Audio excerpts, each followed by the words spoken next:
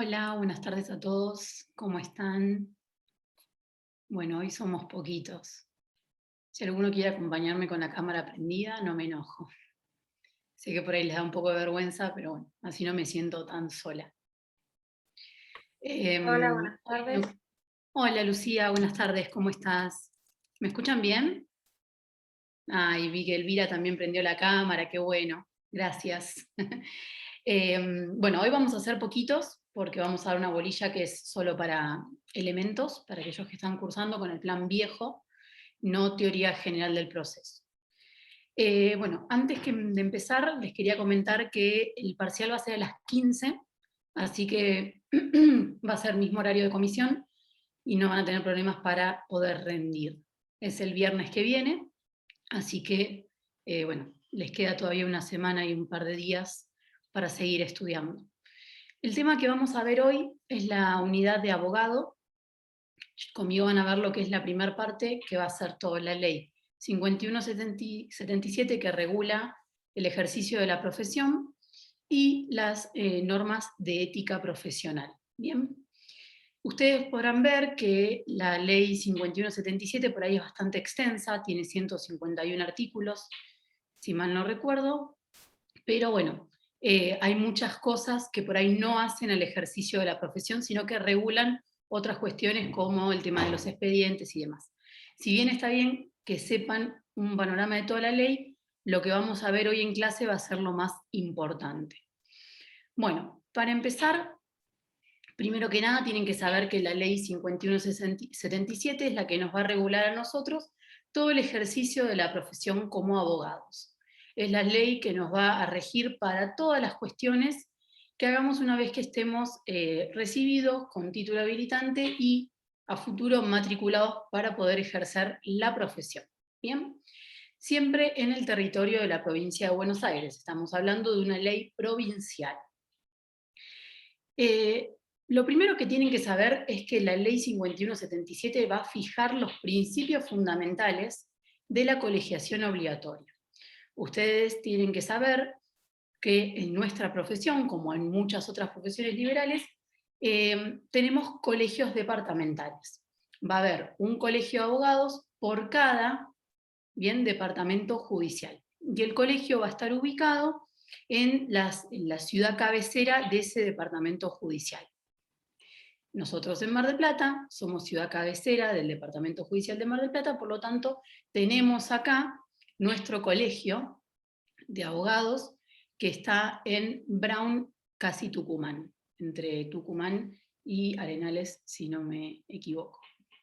Entonces, tenemos que saber que no vamos a poder ejercer la profesión sin estar primero matriculados en un colegio departamental.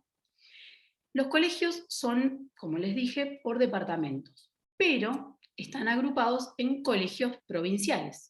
Es decir, que el órgano que va a controlar a nuestro colegio departamental, en este caso Mar del Plata, va a ser el Colegio de Abogados de la provincia de Buenos Aires, que le llamamos Colproba. Entonces, Colproba va a sentar todas las bases para todos los colegios departamentales. Bien, bueno, empezando con la ley, tenemos que saber que dentro de sus principios fundamentales tenemos, primero, el gobierno de la matrícula, es decir, es aquel que nos va a dar la matrícula y nos va a habilitar a ejercer la profesión de abogados, como también nos va a decir quiénes pueden y quiénes no pueden ejercer, o quienes pueden ejercer, pero por algún motivo van a estar o suspendidos en la matrícula o excluidos de la matrícula. Va a regular también todo el ejercicio de la potestad disciplinaria, es decir, si nosotros como abogados no cumplimos con alguna norma, con alguna ley, con cuestiones de ética y demás, bueno, va a haber sanciones disciplinarias frente a esas actitudes que las regula la ley 5177. También va a regular el régimen previsional social, es decir, en nuestra profesión de abogados, nosotros acá en Provincia de Buenos Aires tenemos una caja de previsión social para abogados. ¿Eso qué significa? Significa que el día que estemos matriculados vamos a aportar para nuestra futura jubilación a una caja bien previsional. A diferencia, por ejemplo, en Capital, que tienen un colegio público de abogados de Capital Federal, pero no tienen una caja propia, sino que aportan directamente al ANSES. En nuestro régimen, en la provincia de Buenos Aires, nosotros aportamos a la Caja de Previsión Social para Abogados, que va a ser el día de mañana el que nos otorgue una jubilación, pensión o lo que fuere. También la ley 5177 va a regular la asistencia jurídica de las personas carentes de recursos. Este punto lo van a ver el día, creo que es el lunes que viene, con la doctora Giovanello, que va a terminar con la unidad de abogados. Y por último, la ley 5177 actúa en defensa de los intereses legítimos del abogado y el ejercicio profesional y los fines generales de la administración de justicia. Bueno, lo primero que tenemos que empezar a ver en este tema es qué nos habilita o qué necesitamos nosotros para ser abogados. Más bien dicho, para ejercer la profesión. ¿Por qué? Porque nosotros podemos ser abogados y no dedicarnos a ejercer la profesión. Nuestra carrera, la abogacía es muy amplia y nos permite actuar en muchos ámbitos. Uno de ellos es ejercer libremente la profesión o por ahí permanecer en algún órgano del Poder Judicial. ¿Bien? Entonces, que nosotros tengamos el título de abogados, que es el primer requisito para poder ejercer la profesión de abogados, no significa que vayamos a ejercer. ¿Bien? Por ahí lo podemos tener y no ejercer. Entonces, el primer requisito para poder ejercer es tener un título de abogado expedido por una universidad nacional o privada que esté reconocida y esté autorizada a expedir títulos, o por una universidad extranjera. También puede ser que nosotros vengamos de algún otro país y querramos ejercer en la Argentina la profesión de abogados. En ese caso, lo que nosotros tenemos que ver es si nuestro título es válido acá por alguna ley que lo declare así, o si tenemos que hacer una revalidación por medio de la Universidad Nacional. El segundo requisito para poder ejercer la profesión de abogados es estar inscrito en la matrícula de uno de los colegios de abogados departamentales. Entonces, ¿qué vamos a necesitar? Título y estar matriculados. ¿Bien? Tienen que saber que la profesión de abogados se acredita únicamente con el diploma original, es decir, con el título original. Y si el título original se pierde, no se expide uno nuevo, sino que lo que se puede pedir es una certificación de que, bueno, nosotros efectivamente nos recibimos como abogados, pero sí o sí vamos a tener que tener el título en original, no puede ser una fotocopia ni fotocopia certificada, tiene que ser título original. Si por alguna cuestión se perdió, lo robaron, lo que sea, bueno, se puede pedir una certificación, pero no un nuevo título. Bueno, una vez que nosotros tenemos esas dos cosas, cumplimos tanto con la matrícula como el título, podemos ejercer la profesión de abogados en la provincia de Buenos Aires. Un tema importante es, yo me matriculo en Mar del Plata. ¿Puedo ejercer, por ejemplo, en otro departamento judicial? Sí, pero siempre que sea dentro de la provincia de Buenos Aires. Entonces, por ejemplo, yo puedo ejercer perfectamente en el Departamento Judicial de Dolores. Bien, no voy a necesitar matricularme en el Departamento Judicial de Dolores. Ya tengo mi matrícula provincial. Lo que no voy a poder hacer es ejercer, por ejemplo, en La Pampa o en cualquier otra provincia o departamento judicial de otra provincia. Para eso voy a tener que estar matriculado en el colegio de la provincia que desee ejercer. Entonces, dentro de la provincia de Buenos Aires yo puedo ejercer sin estar matriculado en ningún otro colegio. Lo que sí voy a tener que hacer es constituir domicilio en los estrados, o sea, en el radio del juzgado, ¿no? En este caso, si voy a ejercer en Dolores, en Dolores. No puedo constituir mi domicilio de acá de Mar del Plata. Bueno, ¿qué pasa cuando yo me quiero matricular? Tengo que cumplir una serie de condiciones, o más bien dicho, no tengo que estar incluido en las prohibiciones o exclusiones que establece el artículo 2 de la 5177. Eso significa que todos pueden ser abogados, pero no todos pueden ejercer, sino que hay exclusiones. ¿Bien? tenemos, primero, quienes no pueden ejercer, o sea, no van a poder matricularse. Los condenados a cualquier pena por la comisión de un delito doloso, no cualquier delito, sino doloso, con sentencia firme hasta el término de la condena. Es decir, yo, si soy condenada por un delito doloso con sentencia firme, es decir, ya agoté todas las vías recursivas y la sentencia adquirió firmeza, no voy a poder matricularme en el colegio y por lo tanto ejercer la profesión hasta tanto no finalice la condena. Una vez que finaliza la condena, me puedo matricular. Tampoco van a poder matricularse los fallidos, es decir, todas aquellas personas que estén pasando por un proceso de concurso o quiebra, también mientras dure el proceso judicial y sean rehabilitados. Bien, en el caso de los fallidos, podrán solamente actuar en algunos casos cuando del proceso no se evidencie ninguna conducta impropia que impidiese ejercer la profesión. Bien, en esos casos se los habilita para ejercer solo como patrocinante. No sé si ustedes lo han visto esto, pero uno como abogado puede representar a una persona en calidad de patrocinante o apoderado. En patrocinante es cuando el cliente te encomienda que vos lleves a sacar adelante su representación, pero no te otorga un poder, que es un mandato, para ejercer sin que él tenga que firmarte nada, sino que va a tener que firmarte todos los escritos. En cambio, cuando tengo un poder, ya no necesito de mi cliente para poder peticionar ante tribunales o ante un juez cualquier cosa que se vaya dando en el proceso judicial. Entonces, en el caso de los fallidos, siempre que no haya alguna conducta que permita, dilucidar que no va a poder ejercer la profesión, se lo puede habilitar solo como patrocinantes, no como apoderados. Bien, entonces hasta ahora tenemos los condenados a cualquier tipo de pena por delitos doloso, siempre que esté la sentencia firme y por el término que dure la sentencia, la condena, y los fallidos. Bien, también tenemos que no pueden ejercer la profesión todos aquellos sancionados con la pena prevista en el artículo 28, inciso 4 de la 5177, que lo vamos a ver más adelante, que son las causales de exclusión de la matrícula. Es decir, si a mí me excluyen de la matrícula, yo no voy a poder volver a matricularme. Por lo tanto, no voy a poder ejercer la profesión. Bien, estos son los casos en que no se van a poder matricular.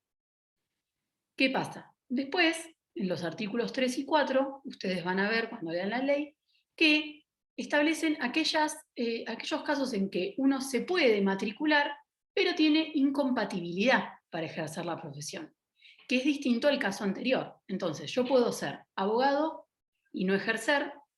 ¿Por qué? Porque no me permiten, por las causales que vimos recién, matricularme, o puedo ser abogado, matricularme, pero no ejercer la profesión por alguna incompatibilidad. Bien, estas incompatibilidades pueden ser o absolutas o relativas. En el artículo 3 vamos a encontrar las incompatibilidades absolutas, es decir, que no pueden ejercer bajo ningún concepto en ninguna rama del derecho. Bien, ¿quiénes son? El presidente y vicepresidente, jefe de gabinete, ministros, secretarios, subsecretarios nacionales y defensor del pueblo, obviamente que eso mientras dure su cargo, gobernadores y vicegobernadores de las provincias, también mientras dure su cargo, ministros, secretarios y subsecretarios del Poder Ejecutivo Provincial, fiscal de Estado, asesor general de gobierno. Bueno, yo se los leo así rápido, pero lo van a ver después bien detallado en la ley, en cada inciso. Magistrados, funcionarios y empleados judiciales, obviamente no van a poder ejercer la profesión de abogados. Abogados y procuradores que no cancelen su inscripción como escribanos, doctores en ciencias económicas, contadores, martilleros o cualquier otra profesión o título que se considere auxiliar de justicia. Esto es importante, ¿por qué? Porque hay mucha gente que, por ejemplo, es abogado, pero también es martillero. Eso es muy habitual. Bueno, no podemos ejercer las dos cosas. Si estamos inscritos como martilleros y ejercemos, no podemos ejercer la profesión de abogado. Y viceversa. También hubo un caso muy particular, hace unos cuantos años, de un arquitecto que se recibe como abogado, matriculado en el Colegio de Arquitectos, y quiso matricularse en el Colegio de Abogados. Y le dijeron que no. ¿Por qué? ¿Por qué? Porque los arquitectos son auxiliares de justicia si están inscritos como peritos. Entonces, en ese caso se lo denegaron. Finalmente, bueno, lo apeló y decidieron otorgarle la matrícula al considerar que no había incompatibilidad absoluta. Es el día de hoy que los arquitectos pueden matricularse también y ejercer como abogados. Lo que obviamente no van a poder es ser peritos y actuar en las dos causas, ¿no? Por otro lado, también no van a poder ejercer la profesión abogados y procuradores que estén jubilados, obviamente. Y tampoco los escribanos que hubieran ejercido como procuradores de conformidad, bueno, lo dispuesto en el artículo 63, salvo que pidan la suspensión del goce previsional. Entonces, abogados, procuradores o escribanos que se hubieran jubilado no pueden ejercer la profesión hasta tanto no pidan la suspensión del goce previsional. ¿Bien? En el mismo artículo, siguiendo con los otros incisos, vamos a tener las incompatibilidades relativas, que es aquellas personas que pueden ejercer la profesión, pero con limitaciones. No pueden ejercer en todos los ámbitos, ¿bien? O por ahí durante el tiempo que dure, si se han desempeñado como magistrados y demás. En estos casos de incompatibilidad relativa tenemos abogados, funcionarios del servicio policial, penitenciarios y todo organismo de seguridad no podrán ejercer la profesión en materia criminal y correccional, es decir, no pueden ejercer la rama penal. Bien, tienen incompatibilidad. Entonces yo puedo ser un abogado funcionario del servicio penitenciario, por ejemplo, no abogado externo, sino abogado interno del servicio penitenciario, y no puedo ejercer la rama penal, pero sí puedo dedicarme, si quiero, a la rama laboral, familia, civil y comercial, contencioso administrativo, ¿bien? Pero tengo incompatibilidad relativa en la rama penal. Tampoco van a poder ejercer los abogados, ¿bien?, para intervenir en procesos judiciales que tramiten ante el tribunal en que se hayan desempeñado, ¿bien?, como magistrados, es decir, jueces, o funcionarios, ¿bien? Entonces, si yo, por ejemplo, fui juez de un juzgado civil y por el motivo que sea renuncié a mi cargo de juez, o fui secretario, o fui auxiliar letrado, que son todos aquellos funcionarios, no voy a poder ejercer en un proceso judicial que tramite ante ese tribunal o juzgado, por el plazo de 2 años desde que cesa el cargo. ¿Bien? Esto precisamente para que no haya ningún tipo de violación a lo que es la independencia que tiene que tener el Poder Judicial y los jueces, ¿bien? Para no afectar nada de eso, entonces yo no voy a poder ejercer en ese tribunal. Si, por ejemplo, inicio un proceso y se sortea el tribunal y cae en ese tribunal, directamente van a tener que volver a sortear uno nuevo. No voy a poder dentro de los 2 años en que cesó mi cargo. Entonces, magistrados o funcionarios, bien, que se hayan desempeñado en ese tribunal y luego ejerzan la profesión, que se da habitualmente. Es muy normal que eso pase. Bueno, y por último tenemos que tampoco van a poder ejercer, mientras dure el ejercicio de sus mandatos, en causas judiciales, bien, legisladores nacionales y provinciales. Todos estos casos que yo le leí del artículo 3 son incompatibilidad absoluta y relativa. ¿Hasta acá me quieren hacer alguna pregunta, duda, algo que no se haya entendido?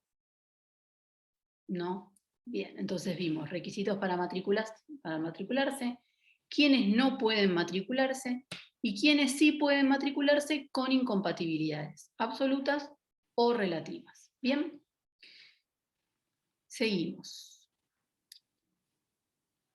El artículo 5 nos va a decir que los abogados que están afectados por estas incompatibilidades o prohibiciones, bien, van a poder litigar únicamente en causa propia o de su cónyuge, padres e hijos.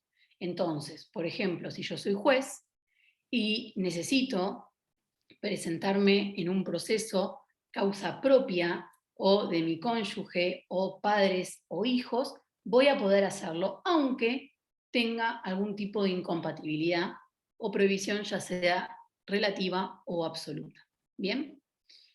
Lo mismo pasa si, por ejemplo, el abogado del servicio penitenciario bien, necesita presentarse en algún proceso propio de su cónyuge o de sus padres o hijos en materia penal. También va a poder hacerlo, siguiendo con los ejemplos que les di recién.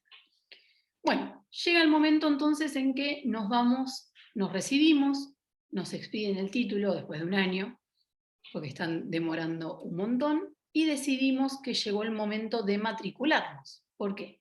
Porque ya tenemos causas, nos vienen a ver clientes y sin la matriculación nosotros no podemos ejercer. ¿Qué es lo que uno tiene que hacer para poder inscribirse en la matrícula? El artículo 6 de la 5177 nos dice que para que nosotros podamos ejercer la profesión, vamos a tener que solicitarlo, es decir, realizar un pedido de inscripción en el colegio departamental. Bien, y para esta inscripción, ¿qué nos va a exigir el colegio? Primero que nada, obvio, acreditar que somos abogados. Es decir, presentar el título universitario original. Para poder presentarlo, el título tiene que estar legalizado por el Ministerio de Educación, que ahora cuando se los entregan ya sale legalizado, y hay que hacer un trámite previo en el Ministerio del Interior, donde uno viaja o lo manda por comisionista, le ponen el sello del Ministerio del Interior, y ya con eso quedan habilitados los títulos para poder matricularse. Después, obviamente, vamos a tener que acreditar nuestra identidad personal por medio de la presentación del DNI. Tenemos que manifestar en la solicitud las causales, si tenemos alguna causal que afecten, ¿no?, de inhabilidad o incompatibilidad, de acuerdo a lo que vimos recién en los artículos 2, 3 y 4. Vamos a tener que declarar un domicilio real y un domicilio legal, que va a ser el que después nosotros constituyamos en el proceso judicial. No sé si habrán visto temas de domicilios, pero tenemos por un lado el domicilio real, que es en el que nosotros residimos, y por otro lado nuestro domicilio legal, que es donde vamos a tener nuestro estudio. Nada impide que el domicilio real y legal sean el mismo, pueden ser sin problema, pero sí tenemos que diferenciarlos. Y va a ser después el domicilio legal el que constituyamos en los expedientes, a donde nos notifiquen todas las resoluciones. Ahora, actualmente, ya el domicilio legal se usa poco y nada porque no hay tantas cédulas en papel, sino que nos van a notificar todo al domicilio electrónico constituido. Cuando nosotros nos matriculamos, tenemos que hacer un trámite en donde adquirimos un dispositivo que se llama token. Dentro de ese token tenemos nuestra firma electrónica y nos asignan un domicilio electrónico para presentaciones y notificaciones de todas las causas. Bien, esto es relativamente nuevo. La acordada salió la primera en el 2016, pero desde el año pasado, con el tema de la pandemia, se ha actualizado mucho el tema del domicilio electrónico y todo, casi todo, salvo muy poquitas excepciones, se está notificando y presentando por medio del token. Bien, entonces hoy nosotros, cuando ejercemos la profesión de abogados, lo hacemos por medio del token.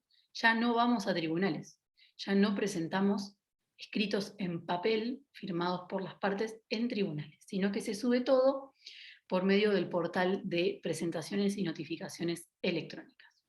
Entonces vamos a tener 3 domicilios. el domicilio real, el domicilio legal constituido y el domicilio electrónico constituido, que es el que tiene nuestra firma electrónica.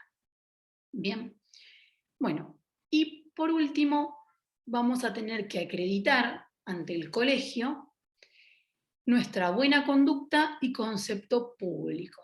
¿Cómo acreditamos esas dos cuestiones? La buena conducta se acredita con un certificado de reincidencia que se tramita ahora por medio de internet, ¿bien? En donde nos van a decir que no tenemos ningún juicio en trámite, ni nada de eso, ninguna condena y demás.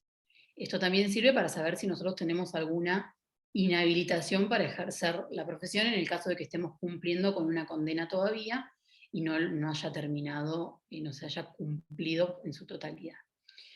Y después, por otro lado, el concepto público lo acreditamos por medio de una planilla en donde 2 abogados matriculados con un ejercicio en la profesión no menor a 5 años nos van a dar un aval, bien, sobre nuestro concepto público. Es decir, ellos lo que van a hacer es avalar que tenemos un buen concepto público y que podemos, por ende, ejercer la profesión.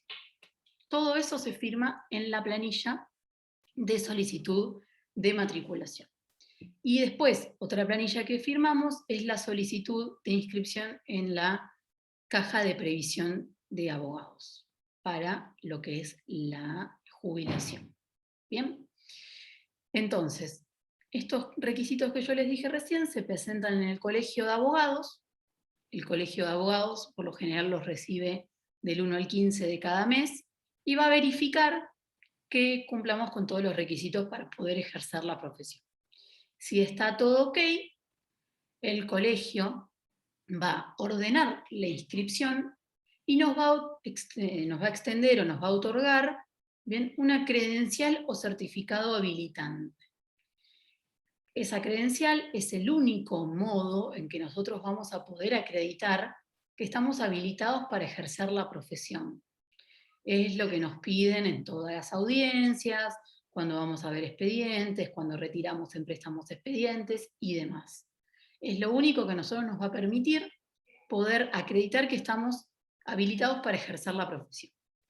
Obviamente que en esa credencial de abogados va a decir nuestro nombre y apellido, nuestro tomo y folio. En el caso de nuestro colegio provincial tenemos tomo y folio, en otros colegios tienen número de matrícula, y van a indicar nuestro quit, domicilio constituido, y si tenemos alguna causal de inhabilitación, ya sea absoluta o relativa. Todo eso va a estar en la credencial de abogados, que es lo único que nos va a permitir a nosotros poder acreditar que podemos ejercer y presentarnos en un juicio.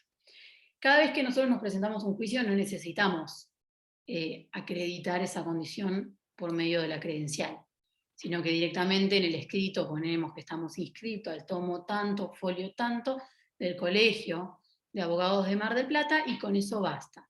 Ahora bien, cuando querramos presentarnos a audiencias, sí vamos a tener que presentar la credencial. ¿Bien? Bueno, antes que nos entreguen la credencial, nosotros, como abogados matriculados, tenemos que prestar juramento ante el consejo directivo de que vamos a desempeñar lealmente la profesión de abogados, que vamos a observar todas las leyes nacionales y provinciales, constituciones nacional y provincial, que no vamos a aconsejar ni defender causa que no sea justa, según nuestra conciencia, y que vamos a patrocinar gratuitamente a los pobres declarados tales. ¿Bien? Ese es el juramento que todos los abogados tienen que hacer al momento en que se quieran matricular, en el acto de matriculación, que es cuando nos dan la credencial de abogados. ¿Bien? Y eso lo tenemos que hacer frente al consejo directivo. Siempre va a estar el presidente o el vicepresidente del colegio, puede llegar a estar también el secretario o tesorero. Por lo general también hay un representante de la Comisión de Jóvenes Abogados. Bien, Entonces, sin ese juramento no nos van a dar la credencial de abogados. ¿Cómo venimos hasta ahora? ¿Alguna duda? Bueno, seguimos. Ahora vamos a ver cuándo o qué pasa cuando nos deniegan la matrícula. Nosotros vamos a presentar la solicitud de matriculación y por alguna cuestión nos la van a denegar. Bien, por alguno de los supuestos que dijimos arriba, de exclusión de la matrícula, de denegación de la matrícula, nos la van a denegar. En estos casos, bien, la decisión denegatoria va a ser apelable. ¿Ante quién? Ante el Colegio Superior del Colegio de Abogados de la provincia. Entonces, en este caso va a ser, perdón, Colegio Superior no, Consejo Superior.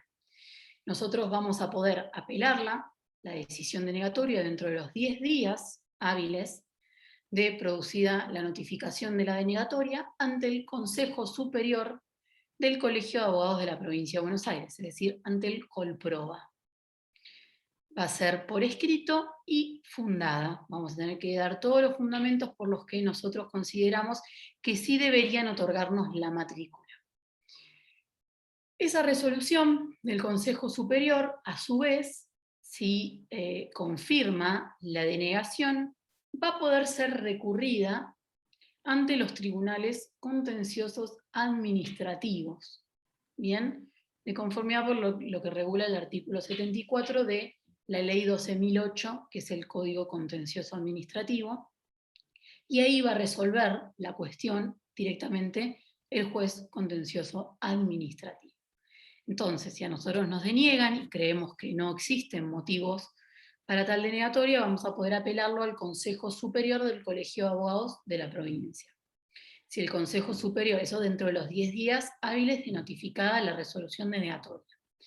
Si el colegio, el Colproba, entiende que debe, digamos, ratificar la decisión denegatoria, nosotros ahí tenemos una opción más, que es recurrir ante los tribunales contenciosos administrativos del departamento judicial, y va a ser el juez contencioso administrativo quien decida si corresponde o no expedir la matrícula. ¿Bien?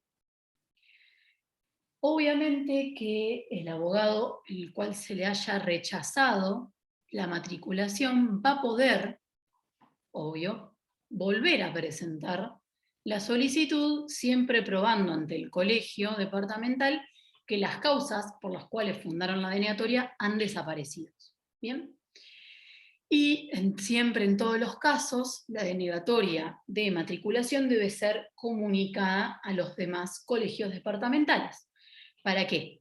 Para evitar que no me den la matrícula acá, pero me pueda matricular en el colegio, en el departamento judicial de Dolores. ¿Bien?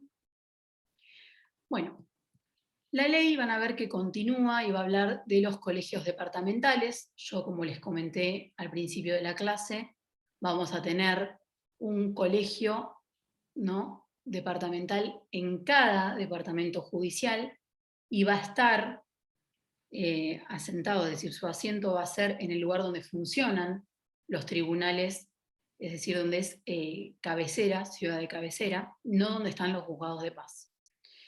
Y además no se va a admitir la inscripción de más de un colegio departamental dentro de la provincia, ¿bien? Entonces no vamos a poder tener 2 colegios de abogados de Mar del Plata. Va a haber uno solo por departamento judicial. Esto van a ver que es diferente en Capital. En Capital tenemos 2 colegios de abogados. Bien, en ellos están habilitados a tener 2 colegios. Nosotros es un colegio por departamento judicial. Lucía me está preguntando si el Tribunal Contencioso Administrativo es la última instancia donde voy a poder apelar. Sí, si bien va a decidir el juez, yo puedo apelar a la Cámara, pero no va a ir más allá de eso, bien, porque es una cuestión administrativa y no judicial. Resuelve el juez, pero no voy a poder ir a apelar mucho más arriba porque es una cuestión administrativa. Bueno, ¿cuáles son las funciones, atribuciones y deberes de los colegios? O sea, ¿para qué están los colegios? Como les dije al principio, van a ser los que otorguen las matrículas a los abogados o las que los denieguen. van a ser aquellos encargados de la defensa y asistencia jurídica de las personas que carezcan de recursos. Esto es el consultorio jurídico gratuito y es el tema que van a ver con la doctora Giovanello el lunes que viene. También tienen la potestad de ejercer su poder disciplinario sobre los abogados que actúen en su departamento. Van a también asistir y defender a los miembros del colegio, fundar y sostener una biblioteca pública. Todos los colegios tienen que tener una biblioteca pública. Nuestro colegio la tiene. También tienen como objetivo promover o participar en congresos o conferencias. Por ahí ustedes habrán visto que el Colegio de Abogados constantemente realiza charlas de actualización, temas nuevos.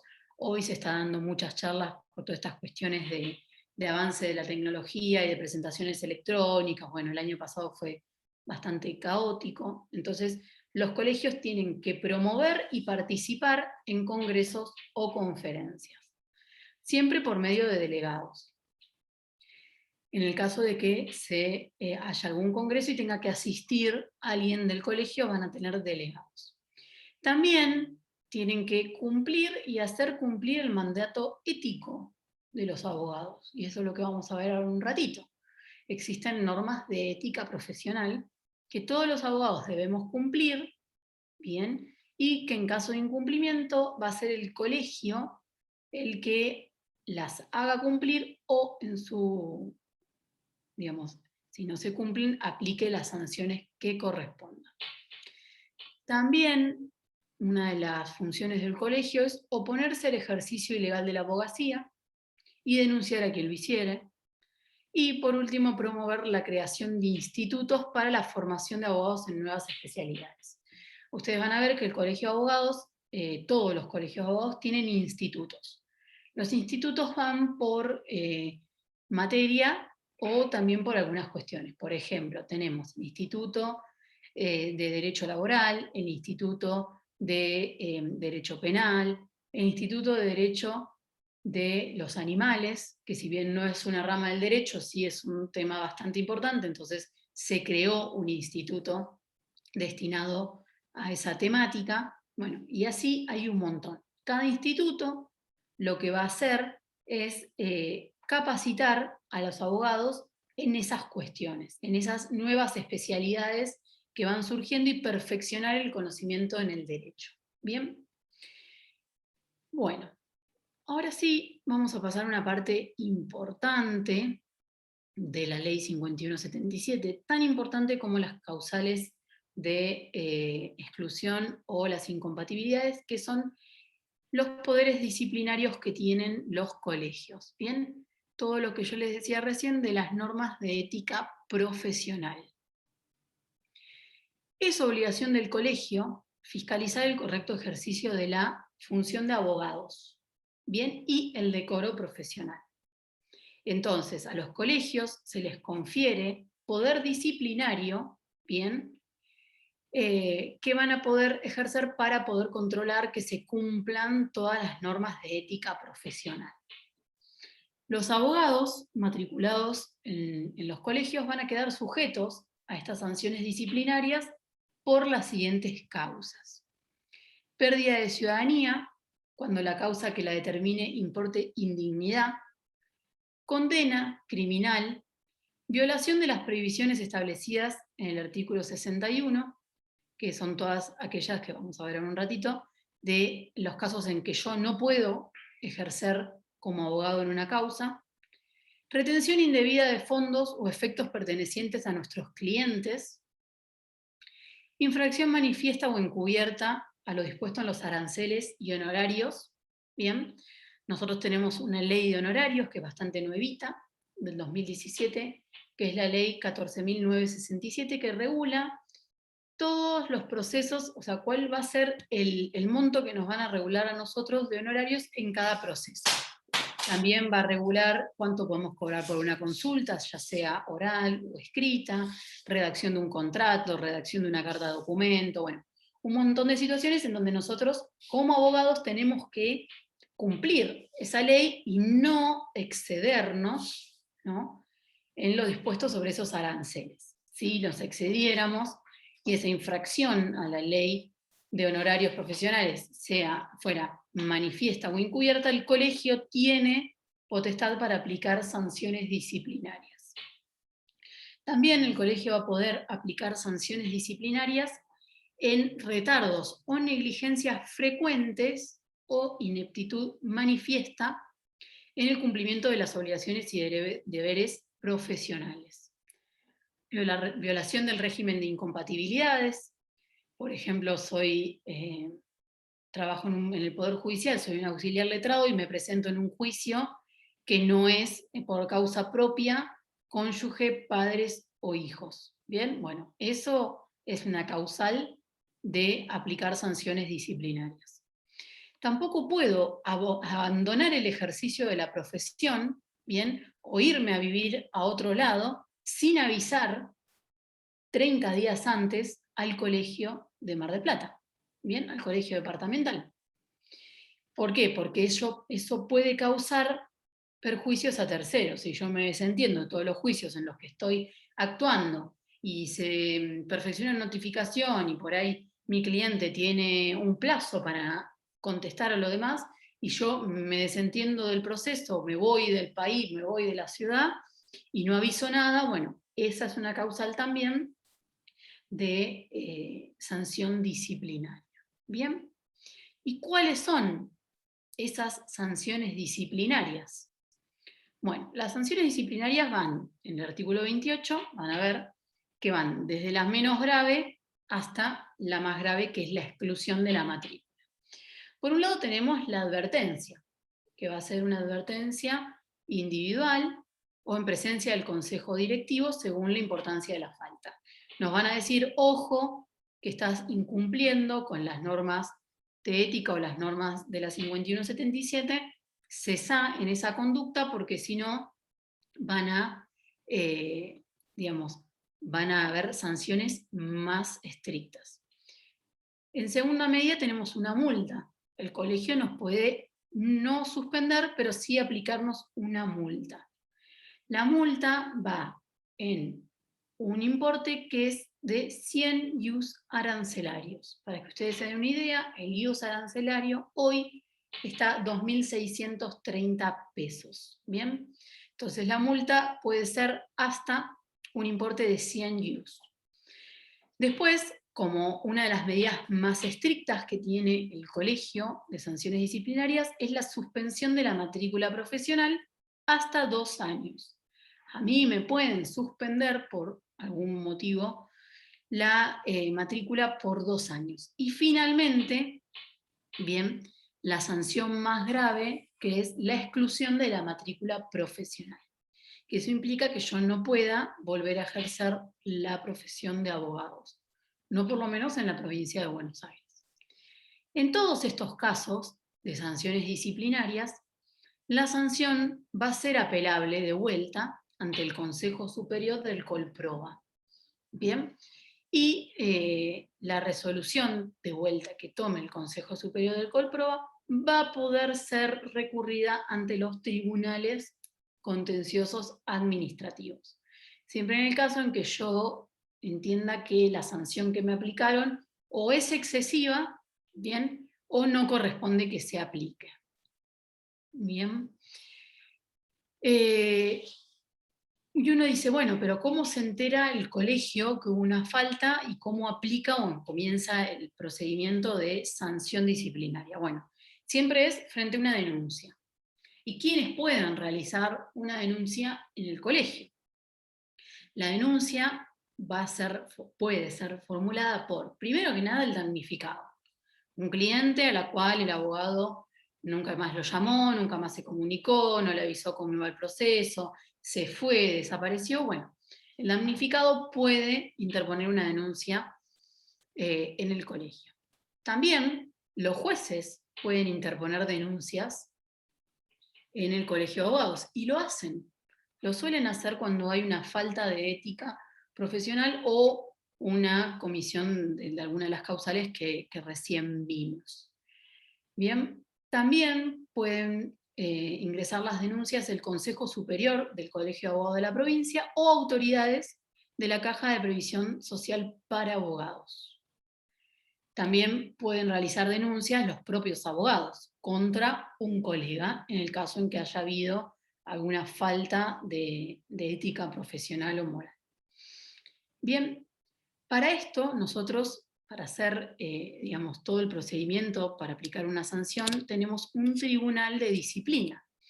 El tribunal de disciplina funciona en el colegio de abogados, ¿bien?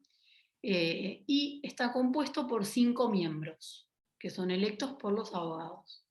5 miembros titulares y 5 miembros suplentes. ¿Bien? Y el tribunal de disciplina va a ser el encargado de investigar todos los hechos que se denuncian, y en su caso, si, digamos, determina que se ha cometido todo lo que realmente dice la persona que denuncia, bueno, va a aplicar la sanción que le parezca que corresponde. Advertencia, multa, suspensión por un plazo de hasta 2 años o exclusión de la matrícula. Y va a notificar al abogado de esa denuncia y de lo resuelto por el Tribunal de Disciplina y obviamente de la sanción disciplinaria que se le ha asignado. Y ahí el abogado va a poder apelar ante el Consejo Superior del Colproba, y si el Consejo Superior del Colproba lo que hace es decir sí, realmente estamos de acuerdo con la resolución del Tribunal de Disciplina, bueno, podrán apelarlo al contencioso administrativo. Bien, bueno, entonces en esta parte lo que vimos fueron los poderes disciplinarios que tiene, bien, el Colegio de Abogados. ¿Tienen alguna duda que me quieran hacer? ¿No? Bueno, vamos a seguir entonces con las obligaciones que tenemos los abogados para el ejercicio de la profesión. Primero, vamos a tener que prestar asistencia profesional como colaborador del juez y en servicio de justicia. ¿Eso qué significa? Significa que nosotros vamos a llevar un caso al juez y le vamos a decir, bien, le vamos a colaborar y decir, bueno, esto es lo que pasó y esto es lo que reclama mi cliente. Para poder corroborar todo esto que digo, ofrezco esta prueba. Voy a colaborar en el juez para que el juez entienda qué es lo que está pasando. Y a su vez la otra parte va a decir, no, lo que pasó no fue eso, sino que fue esto, y tengo toda esta prueba para probar que lo que dice el actor no es como realmente sucedió. Y ahí va a ser el juez el que, con todas las pruebas, va a determinar qué fue lo que ocurrió y va a dictar la sentencia. Y, como dice la ley, en servicio de la justicia. Nosotros estamos para hacer justicia, ¿bien? No para defender lo que querramos que sea, sino para impartir justicia. Y decir, bueno, si estamos defendiendo a alguien que sabemos que no le asiste razón, bueno, seguir con el juicio siempre respetando las normas morales y en lo que nosotros consideremos que corresponde defender a esa persona. Es por ese motivo que muchos abogados por ahí deciden no dedicarse a la rama penal porque, bueno, no consideran que sea moral defender a personas que hayan cometido algún delito. Por otro lado, tenemos que patrocinar y representar a los declarados pobres, esto lo dije ya un montón de veces, pero la ley lo repite un montón de veces, y es para no generar desigualdad. ¿Por qué? Porque tenemos que garantizar el acceso a la justicia. Es decir, todas las personas tienen derecho a ser defendidos y acceder a la justicia. Entonces tenemos que tratar de no generar ninguna, digamos, diferencia entre personas que pueden pagar un abogado y personas que no pueden pagar un abogado. Entonces, en estos casos en que una persona no pueda pagar un abogado y demuestre que no está en condiciones de pagarlo, se le va a poder asignar a un representante del colegio, del consultorio gratuito del colegio de abogados, siempre en los casos en que el consultorio gratuito intervenga. También en estos casos no interviene por ahí el consultorio gratuito, pero por ejemplo tenemos a Jutra, que es lo que yo les comentaba en la clase anterior, donde los trabajadores pueden pedir que se sortee un abogado de la matrícula que esté inscrito en el sistema JUTRA para que lo represente de manera gratuita. Es decir, nosotros no vamos a poder cobrarle a nuestro cliente honorarios. Sí, obviamente vamos a poder cobrarle a la contraparte en caso de que sea vencida, pero no a nuestro cliente. Entonces, tenemos obligación y juramos al momento de matricularnos en que vamos a representar o patrocinar a todas aquellas personas declaradas pobres, bien, que no puedan, suena medio fea la palabra, pero así lo dice la ley, que no puedan acceder a pagar un abogado. También tenemos como obligación tener estudio jurídico dentro del departamento judicial, en donde nos encontremos matriculados, bien, sin perjuicio de que podamos ejercer la profesión en otro departamento judicial. Es decir, yo si estoy matriculada en Mar del Plata tengo que tener mi estudio en Mar del Plata, pero puedo ejercer en San Martín, Dolores, La Matanza, cualquier otro departamento judicial, siempre y cuando tenga ya un domicilio en donde yo pueda constituir. Por lo general lo que se hace es, llamo a un colega y le digo, mira, ¿puedo constituir domicilio en tal expediente? Solo para que lleguen las cédulas, sí, no hay problema.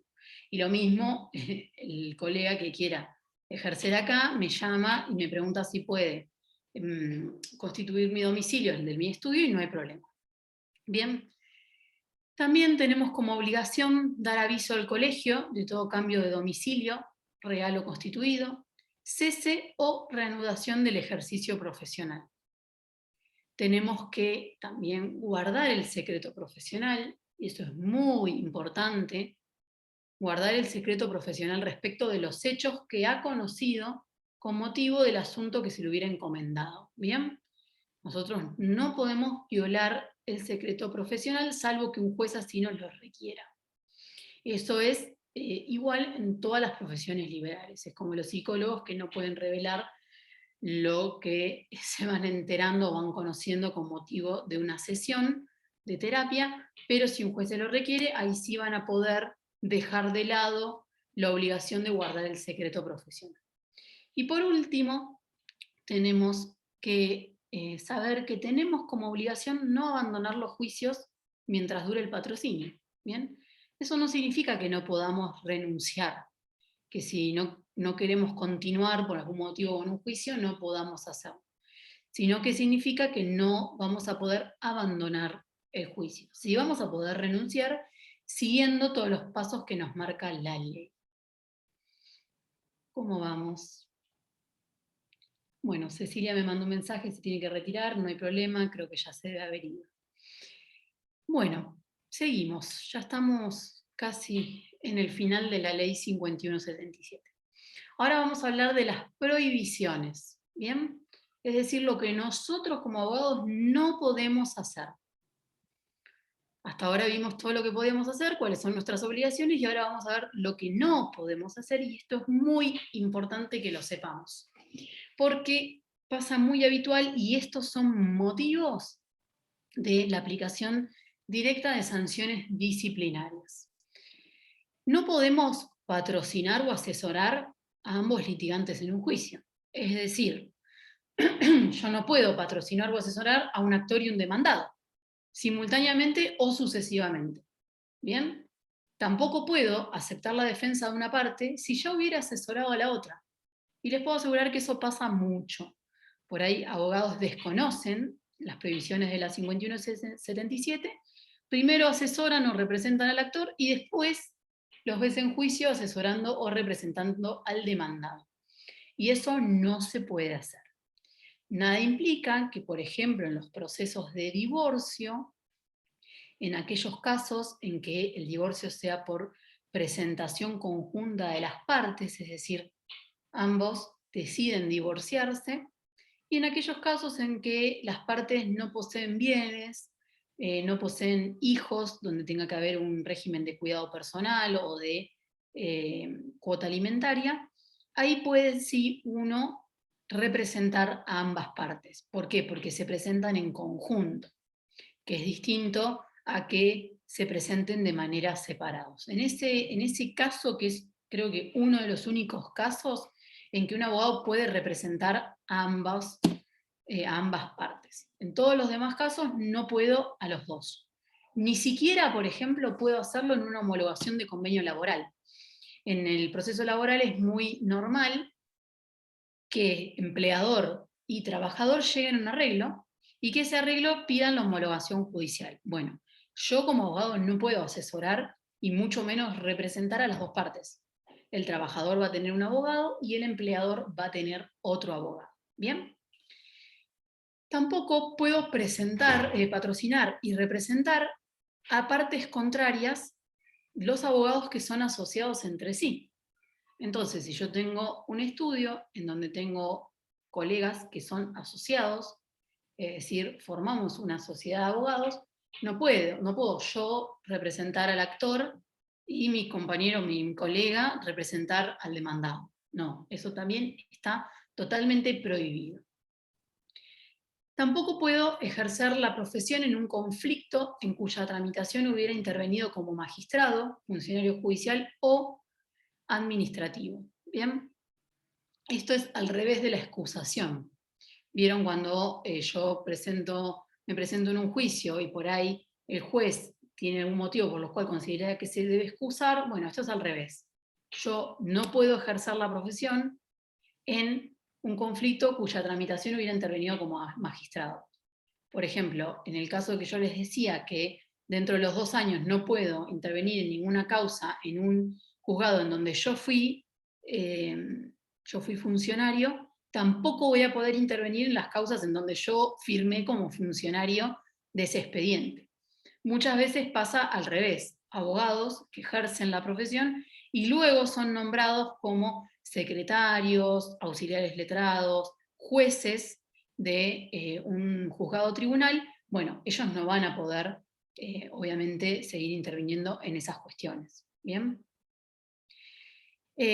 Tampoco podemos aceptar el patrocinio o representación en asuntos que haya intervenido un colega sin dar aviso previamente, obviamente.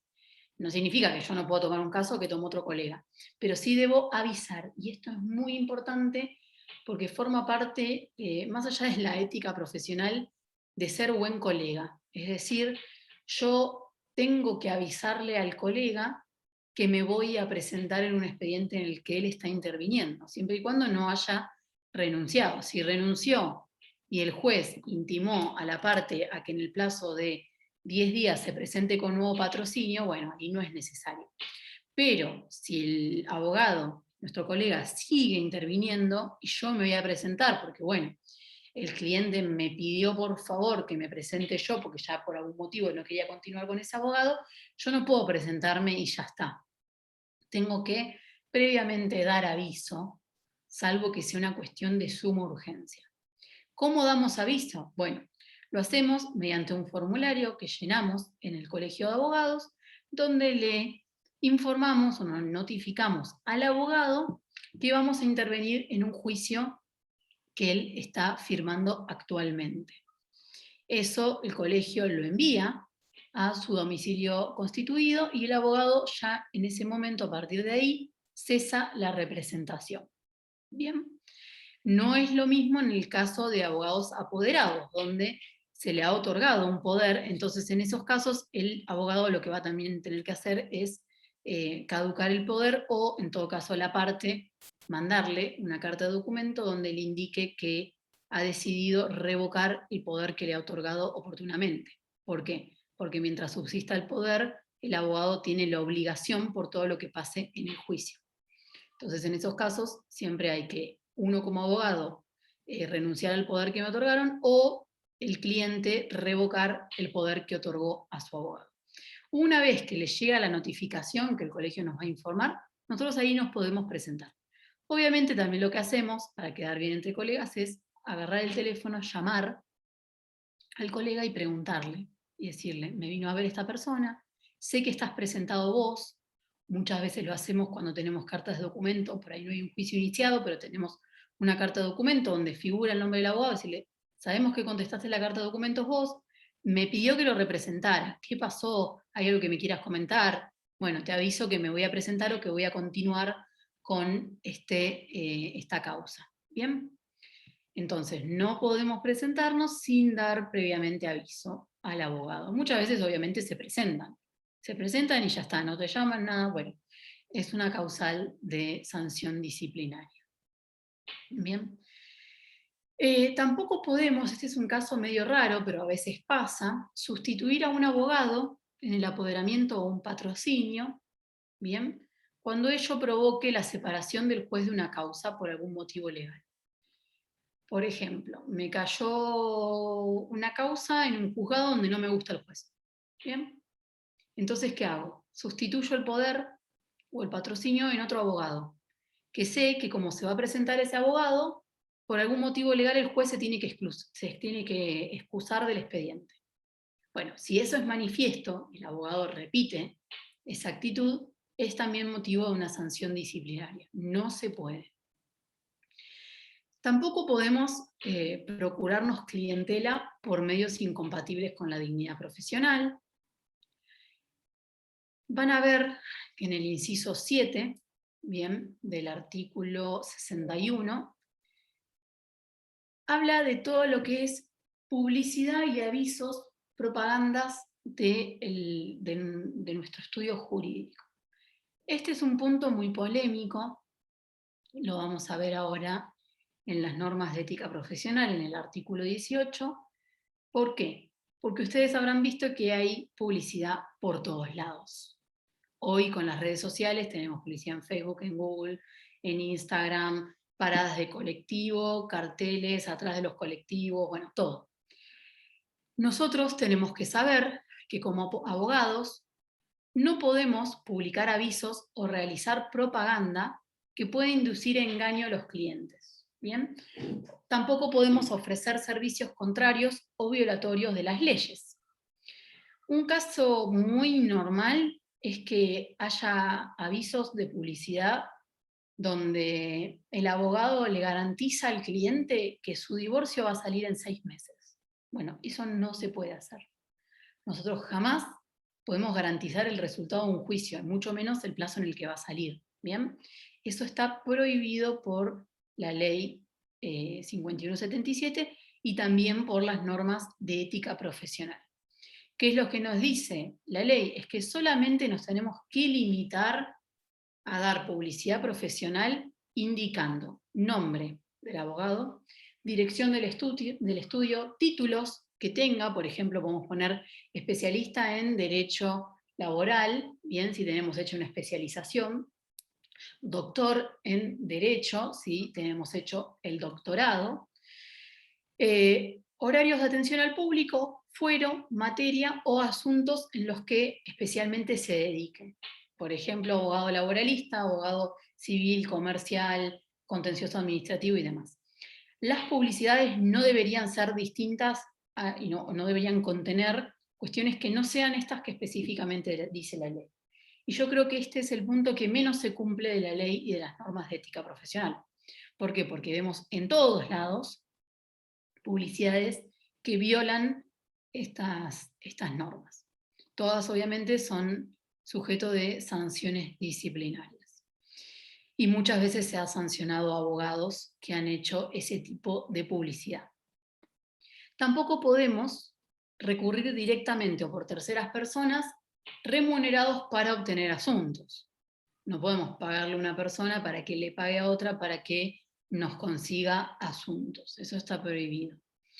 Y por último, no podemos celebrar contratos de sociedades profesionales con personas que no sean abogados. ¿Bien? Ustedes van a ver cuando se reciban y se matriculen que podemos hacer sociedades de abogados. Es decir, juntarnos varios abogados y hacer una sociedad. Tanto para ejercer como para lo que es la cuota anual obligatoria de la caja previsión de abogados. Bueno, esas sociedades profesionales solamente pueden ser con abogados que estén recibidos, no con personas que no sean abogadas. ¿Bien? ¿Tienen alguna duda? ¿Me quieren preguntar algo? Gracias a los que se quedaron con la cámara, si no me aburro. Bueno, por último, de la ley 5177, vamos a ver ¿Cuál es el título? O sea, el título que vamos a ver ahora es Infracciones al ejercicio de las profesiones de abogados. ¿Bien? Entonces acá la ley nos va a decir cuáles son las infracciones que van a tener como pena una multa. Y en este caso va a ser hasta 200 IUs. Es distinto del caso que veíamos anteriormente. Estos casos están específicamente regulados en la ley y la multa va a ser hasta 200 IUs. Bien, va a estar penado con multa aquel que en causa judicial sin tener título para ejercer, patrocine, defienda o tramite de cualquier manera o tome intervención o participación directa en un proceso. ¿Bien? Entonces, si nosotros, esto es algo obvio, pero la ley lo sanciona, si no tenemos la matrícula o título habilitante, no vamos a poder intervenir ni asesorar ni tomar intervención en un proceso judicial. O en algún proceso administrativo que se requiera que sea realizado por medio de un abogado. Por ejemplo, todos los trámites de reparación histórica de ANSES que requieren que sí o sí sean hechos con abogados matriculados. Entonces, en esos casos, aunque no es una intervención judicial, sí es administrativa o extrajudicial, donde nos requieren que estemos matriculados como abogados para poder representar a esa persona. ¿Bien? Profe, ¿qué artículo de la ley, a qué número es el artículo? Ahora es el 134, Gracias. que habla todas las multas. También va a ser penado con multa de hasta 200 IUs el abogado que como consecuencia de una sanción disciplinaria o medida dispuesta por el Consejo Directivo se encuentre temporalmente inhabilitado o excluido de la matrícula y sin embargo continúa con el ejercicio de la profesión. El ejercicio de la profesión no es solamente intervenir en un expediente, sino también asesorar a clientes. Está prohibido, no podemos. Y si lo hacemos y tenemos ya la exclusión de matrícula o estamos inhabilitados temporalmente, nos van a dar una multa de hasta 200 IUs. Tampoco va a poder el funcionario, empleado, practicante o auxiliar de justicia, bien, que no se encuentre habilitado para ejercer la abogacía, realice gestiones directas o indirectas vinculadas al ejercicio de la profesión.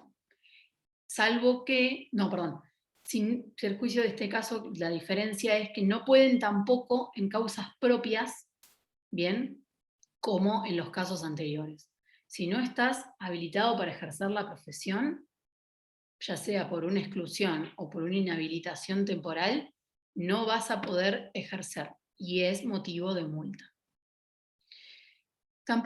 También va a ser motivo de multa todo aquel que encomiende por sí o por otro y encubra o favorezca las actividades que se reprimen en los incisos anteriores.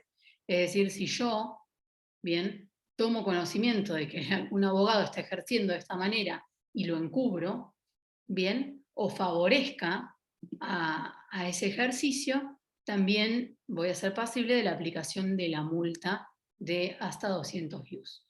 Y por último, aquel abogado que enuncie o haga anunciar actividades de abogado, doctor en jurisprudencia, doctor en derecho, ciencias sociales, escribano, sin publicar en forma clara e inequívoca el nombre, apellido y título del que las realice. Es decir, yo me hago pasar por un abogado, pero en realidad yo no soy abogado, no tengo mi título habilitante y no digo que actúo en nombre de tal persona. ¿Bien? Esos casos también son pasibles de multa. Bueno, ¿alguna pregunta que me quieran hacer sobre la 5177? Por lo menos lo que vimos hoy. Después la clase que viene van a seguir viendo algunas cuestiones. Si no, ya para terminar, hablamos un poquito de las normas de ética profesional, que también es importante y son temas que suelen tomar en el examen. Como les contaba recién, si bien la ley 5177 trata todas estas cuestiones de ética profesional, prohibiciones, sanciones disciplinarias, la ley establece que cada colegio provincial va a tener que dictar sus normas de ética profesional. Nosotros tenemos nuestras normas de éticas que las van a poder encontrar, están subidas al campus, y si no, en el Colegio de Abogados, en la página del Colegio de Abogados, que ponen Colegio de Abogados de Mar del Plata en Google y les aparece primero, ahí van a poder encontrar las normas de ética profesional. Esto no es una ley que esté sancionada, sino que son normas que realiza el Colegio de Abogados de la provincia de Buenos Aires y que tienen que hacer cumplir todos los colegios departamentales. Lo primero que nos dicen las normas de ética profesional es que nosotros como abogados debemos tener presente que somos servidores de la justicia y colaboradores de la administración. Por ende, nuestra conducta debe estar caracterizada por lealtad y desempeño con dignidad de la profesión. Y nuestro deber profesional tiene que deberse enteramente a los intereses de nuestro cliente y la defensa de los derechos del mismo. Obviamente, como les decía recién, siempre en sujeción con las normas morales. Entonces, nosotros como abogados, lo que tenemos que hacer es defender los intereses de nuestro cliente y sus derechos, no apartarnos de eso, siempre que las normas morales así nos lo permitan, ¿bien?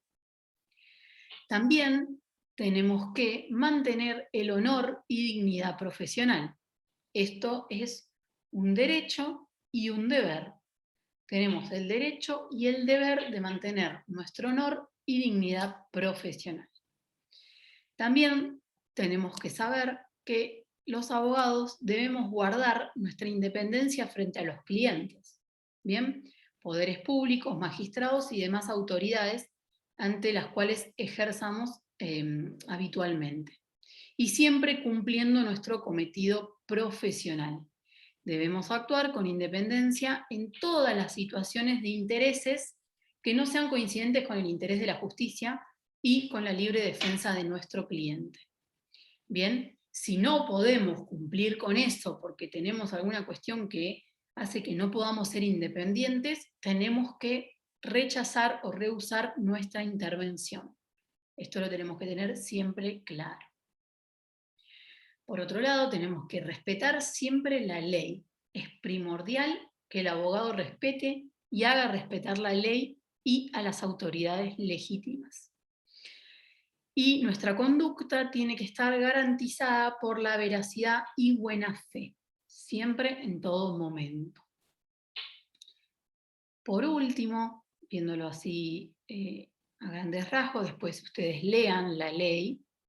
En la ley van a encontrar que hablan de todas las relaciones entre colegas, relaciones con los colegios, relaciones con los magistrados y con el Poder Judicial y demás. Yo esto que les estoy dando son los principios fundamentales, lo que nunca tenemos que apartarnos.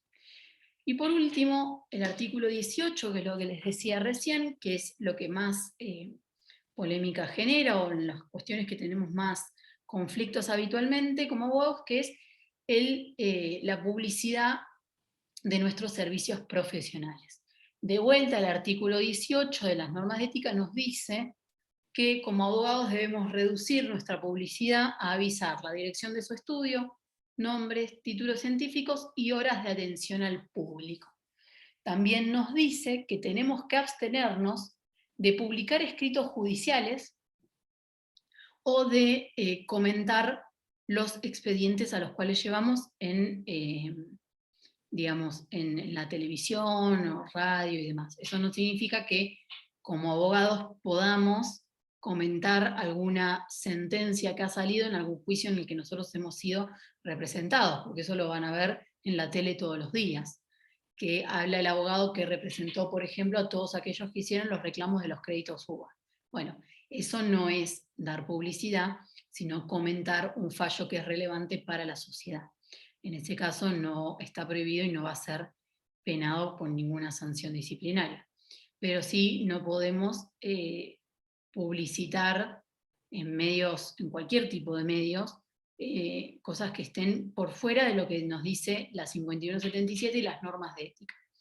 Eso no significa que se cumpla, porque realmente este punto es el que menos se cumple de las normas de ética. Hoy todos habitualmente publican cosas más allá de su nombre, donde está ubicado el estudio, y las horas de atención al público o los títulos científicos que tenga cada profesional. Pero bueno, es algo en los que los colegios, por medio del Tribunal de Disciplina, actúan, sancionan, y yo creo que también va a haber, que seguramente va a haber una modificación en este punto de las normas de éticas, porque bueno, la tecnología ha avanzado mucho más rápido que las leyes, entonces nos pasa que hoy nos encontramos con muchos medios de publicidad que antes no estaban, que no existían, entonces que la ley tampoco los previó.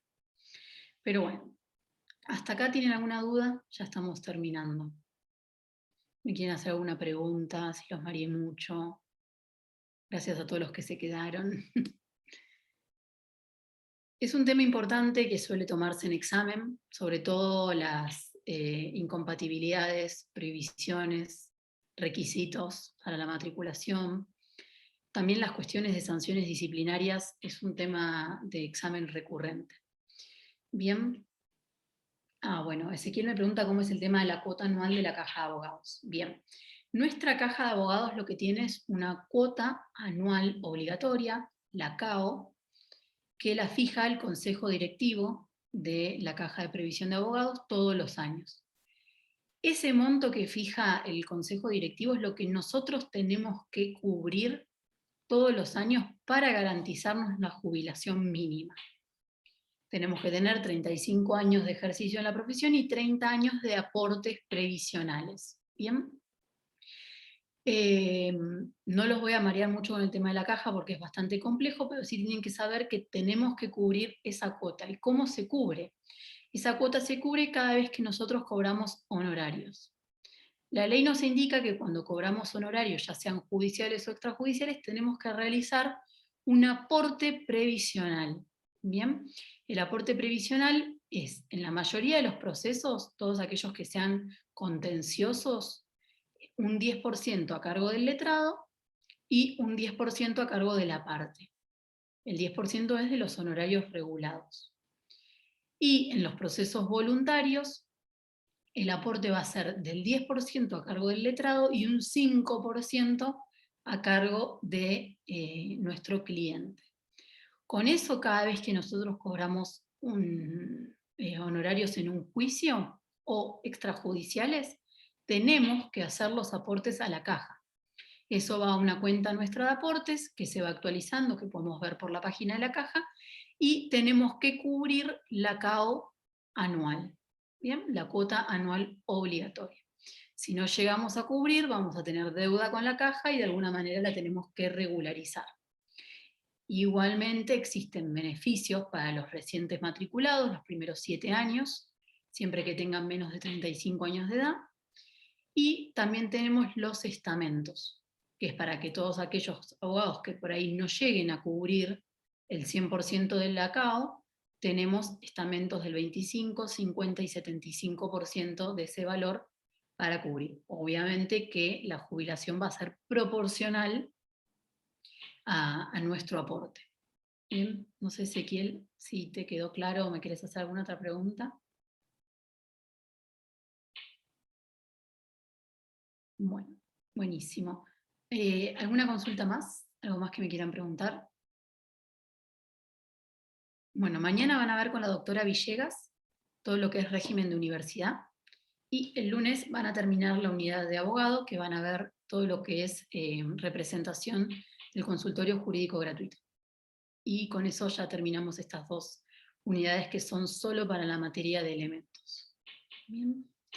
Bueno, si no tienen ninguna otra pregunta o que me quieran hacer, ya los dejo libres.